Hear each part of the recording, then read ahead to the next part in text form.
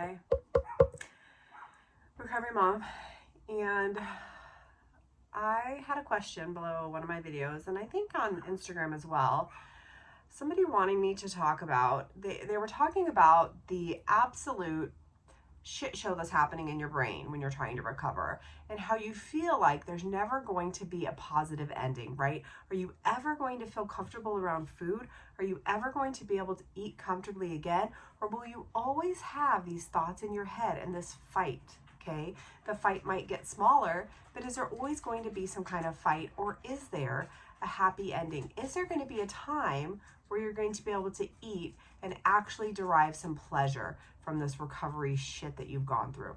And so for me, absolutely, hands down, the answer is yes. And what happened for me is that I went along in recovery, okay, and I was cruising along and I was fighting it every step of the way, and I didn't want to do it, and I knew I was going to be miserable. I told my therapist and my dietitian that I did not believe them when they said people fully recovered. I was like, you guys are lying to me. Nobody fully recovers. Now, I think it was one of them told me that, hey, you might have lingering thoughts for the rest of your life because you have had this for a very long time, but it will get to a point where it is super easy to maintain your recovery, okay? And I would say that's true to a point because I have muscle memory for what I've gone through, okay? So for example, if I'm super, super, super full, overly full, I will have this moment of like, I remember I used to throw up when I would feel this way, and it would always make me feel better. I do have that memory, right? Because I've done it. That was my coping mechanism. That's what made me feel better. But along with that thought of like, hey, I remember when I would feel this bad, I would throw up and I would feel better. It's not, you're not going to have a feeling of wanting to get up and throw up if you're fully recovered. That's not what comes next. What comes next is like, oh my God, I'm so glad I don't do that anymore, because getting up right now and going to the bathroom and going through all the drama that is throwing up sounds exhausting, sounds horrifying.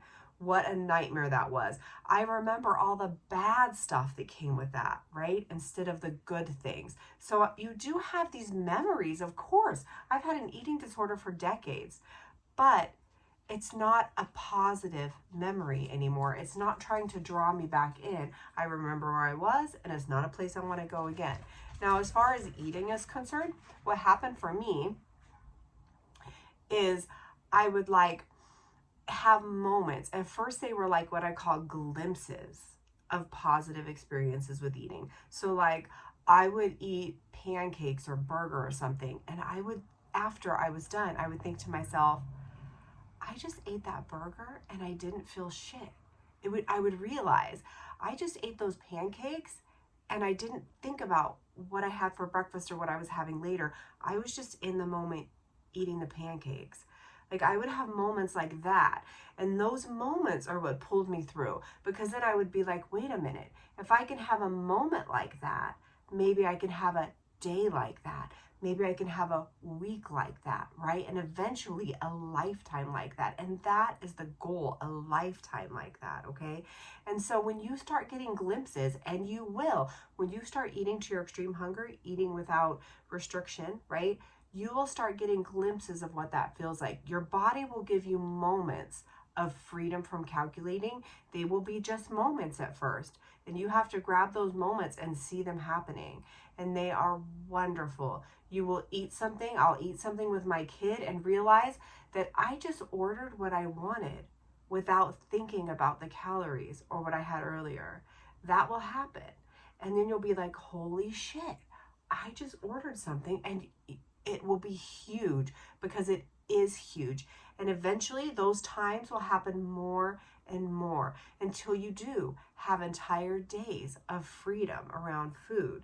And then what happened for me was I would eat something and then I wouldn't think about food. And that was kind of the final frontier for me, because of course I was thinking of food 24/7. I have an eating disorder. We think about food. That's all we do. And so I would have these times where I would realize, I would start thinking of food, and I would start thinking of what's in the fridge to eat. And then I would think to myself, holy shit, I wasn't thinking about food before this. I actually had times where I don't think about food. And it was amazing. And that's what will happen for you. First, it will come in glimpses and moments. And then those glimpses and moments will turn bigger and bigger and bigger until they become days. And then the days will become weeks. Now, sometimes do I have like something to eat and I see the calories on the package and I notice them? Absolutely. I've had an eating disorder for decades, but it's not like I go, oh shit, there's 350 calories in there, I shouldn't eat that. It's more like, oh my God, there's 350 calories. I remember when I used to equate everything to a Big Mac, and I used to think that's how many calories was in a Big Mac. And like, I would just be reminded of things I did in my eating disorder. It doesn't make me want to go back to my eating disorder because my eating disorder was miserable, as is yours, okay? But I promise you, and I think the biggest thing you were asking in this question was you were like, recovery mom, please tell me I'm going to have a positive relationship with food on the other side. Please tell me I'm not always going to be miserable when I think about eating, when I'm calculating, when I'm worried about food.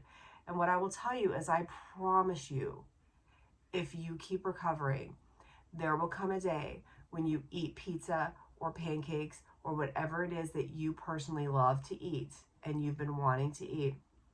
There will come a day when you eat this food and it tastes delicious and it's guilt-free and it's shame-free and it's calculation-free. You can just eat it. You're not calculating it. If you want a sweet milky coffee with it, you can have it. If you want a slushie on the side, you can have it. Liquid calories are delicious and they are there for you at the end of recovery. And they are there guilt-free and shame-free. And I promise that will happen for you. It's not going to happen if you keep going back to restriction, right? If you keep like, I'm going to eat the burger, but then I'm not going to have the fries. I'm going to eat the burger, okay? But then tomorrow I'm not going to have breakfast. You can be careful in your recovery. I know you're scared. You can move slowly. You can take baby steps. But what you can't do is run back and expect to have this freedom, okay? There's no running back. Once it's in, it's in. Once you add, okay? Once you remove a behavior, you remove it. There's no going back. That's the way you get to the freedom. But I also promise you that you will love food guilt-free and shame-free in the end of this. You absolutely will. And I still, sometimes at the end of the night, I'll be eating something and I will honestly look at my husband and say, I love food. I cannot believe that I'm just eating this, that I don't even remember what I had for breakfast, that I could not tell you what I ate all day. I can't believe that that has happened for me. I still relish the fact that I am here, that is happening, that has come for me, okay? And it will happen for you too, I promise. I know that's your worry. It's not going to happen for you, but that is what's at the end of recovery. That is what recovered means. And I know, because I did it, I know you can do it. I know you can, okay? So, if you have another question, pop it below. I hope that answered your question.